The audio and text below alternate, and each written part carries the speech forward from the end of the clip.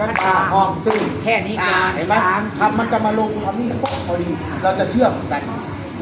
เราจะไม่หลงจังหวะมันจะชัดเจนบนจังหวะชัดปังปงปง 3 4 5 ละนังลาน้อได้กันตาห้องตึ้งละเป็นวา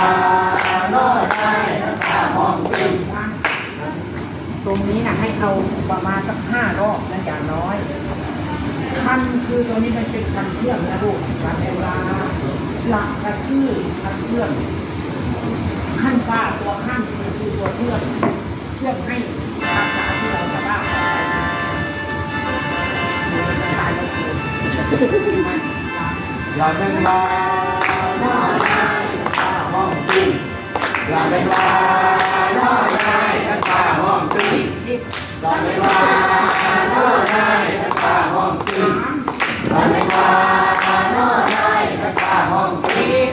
ละเป็นวาน้อได้กันตาห้องตึ้งละเป็นวา